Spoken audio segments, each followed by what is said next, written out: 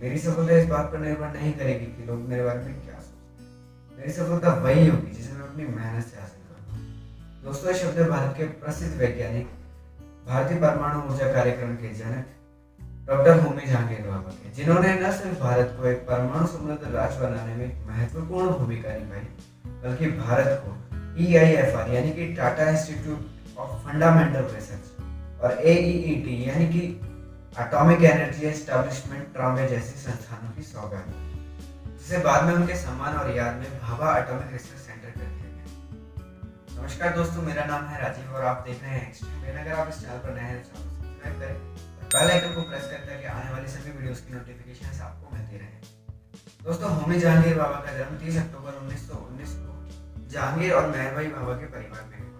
इनका परिवार एक प्रमुख और धनी पारसी परिवार था। इनके पिता एक लॉयर थे। होमी जहांगीर बाबा का नाम इनके दादाजी हरमुज जी बाबा के नाम पे रखा गया था, जो कि मैसूर में इंस्पेक्टर जनरल ऑफ एजुकेशन के पद पर कार्यरत थे। इनके प्रारंभिक शिक्षक Cathedral and John Connon School Bombay से हुए। फिर वे एल्फिस्टोन कॉलेज में पढ़े और उसके बाद रॉयल इंस्टीट्यूट ऑफ साइंस में एडमिशन लिया। इसके बाद वे सन 1927 में मैकेनिकल इंजीनियरिंग की पढ़ाई के लिए कैम्ब्रिज यूनिवर्सिटी इंग्लैंड चले गए, क्योंकि इनके पिता व इनके रिश्तेदार दोराबजी टाटा चाहते थे कि वे एक इंजीनियर बने और टाटा इंडस्ट्री में काम करें। लेकिन कैम्ब्रिज में पढ़ते समय उन्हें फिजिक्स और मैथमेटिक्स में इंटरेस्ट आने लगा और ये इंटरेस्ट पैशन में बदल गया। और फिर उन्होंने अपने पिता को एक पत्र लिखा और उस पत्र में फिजिक्स और मैथमेटिक्स के अपने जुनून के बारे में बताया। उन्होंने बताया कि वे इंजीनियरिंग की जॉब या बिजनेस नहीं करना चाहते, बल्कि एक साइंटिस्ट बनना चाहते हैं। इसी संदर्भ में जब उन्होंने दूसरी बार अपने पिता को पत्र लिखा तो उनके पिता इस बात के लिए राजी हो गए। इसके बाद उन्होंने कैम्ब्रिज की कैवेंडिश लेबोरेटरी को ज्वाइन किया और RH फॉलर, जो कि उनके थीसिस सुपरवाइजर थे, उनके साथ अपनी PhD कंप्लीट की। बाबा पहले व्यक्ति थे जिन्होंने electron positron annihilation and creation के प्रोसेस की प्रॉपर क्वांटम थ्योरेटिक कैलकुलेशन की थी। उनकी इस रिसर्च से वे इसाक न्यूटन स्कॉलरशिप जीत गए। इसके बाद वे कई सारी रिसर्च करते गए और धीरे धीरे एक साइंटिस्ट के रूप में अपनी पहचान बनाते गए। साइंस के साथ साथ उन्हें पेंटिंग में भी बहुत रुचि थी। वे एक बहुत अच्छे पेंटर थे और साथ ही कोई भी बढ़िया पेंटिंग देखते थे उसे तुरंत खरीद लेते।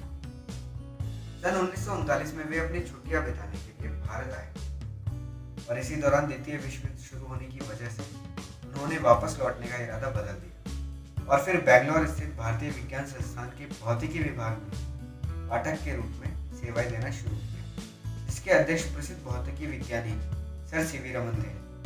सर सीवी रमन की बायोग्राफी जानने के लिए ऊपर दिए गए आई बटन पर क्लिक करें। सर सीवी रमन होमी जहांगीर बाबा से बहुत प्रभावित हुए। बाबा ने सर सीवी रमन का स्केच भी बनाया था।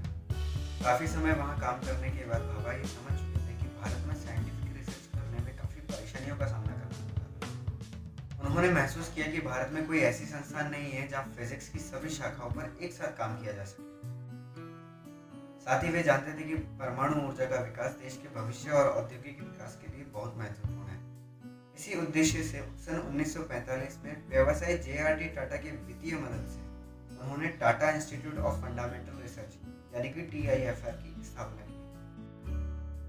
इसके बाद एटॉमिक रिसर्च के लिए और जगह की आवश्यकता महसूस होने पर उन्होंने गवर्नमेंट को एक नई लेबोरेटरी बनाने की सिफारिश की, जिसे स्वीकार कर लिया गया। और सन 1954 में ट्रॉम्बे में परमाणु ऊर्जा प्रतिष्ठान यानी कि AEET atomic energy establishment Trombay की नींव रखी गई। साथ ही साथ उसी वर्ष में परमाणु ऊर्जा विभाग की भी स्थापना की गई। उन्होंने अंतर्राष्ट्रीय परमाणु ऊर्जा मंचों में भारत का प्रतिनिधित्व किया। सन 1955 में उन्हें स्विट्जरलैंड के जेनेवा में हो रहे परमाणु ऊर्जा के शांतिपूर्ण उपयोग पर संयुक्त राष्ट्र सम्मेलन का अध्यक्ष चुना गया। इसी वर्ष उन्हें पद्म भूषण से भी सम्मानित किया गया। उन्होंने डॉक्टर विक्रम साराभाई को स्पेस रिसर्च के लिए नेशनल कमेटी बनाने में बहुत सहयोग किया। वे जानते थे कि स्पेस रिसर्च, रॉकेट और उपग्रह भारत के विकास के लिए बहुत महत्वपूर्ण थे। वे अंतरिक्ष की शोध में बहुत आगे जाना चाहते थे, पर दुर्भाग्यवश वे अपनी कल्पनाओं को साकार होता देखने के लिए जीवित नहीं रहे। 24 जनवरी 1966 को मुंबई से जेनेवा जाते समय एयर इंडिया के विमान बोइंग 707 की दुर्घटना में डॉक्टर होमी जहांगीर बाबा की अकाल मृत्यु। पूरा विश्व उनकी अचानक हुई मृत्यु पर स्तब्ध रह गया। ऐसा माना जाता है कि उनकी हत्या की साजिश एक विदेशी एजेंसी ने की थी, जिससे कि भारत की परमाणु शक्ति को रोका जा सके। होमी जहांगीर भाभा के प्रयासों से उन्होंने भारत को परमाणु ऊर्जा के क्षेत्र में आत्मनिर्भर बनाने का मार्ग प्रशस्त किया। उनके द्वारा किए गए प्रयासों से ही भारत आज अंतर्राष्ट्रीय स्तर पर अपनी एक अलग पहचान रखता है। डॉक्टर होमी जहांगीर भाभा को अपने महत्वपूर्ण योगदानों के लिए हमेशा याद रखा जाएगा। महान वैज्ञानिक डॉक्टर होमी जहांगीर भाभा को।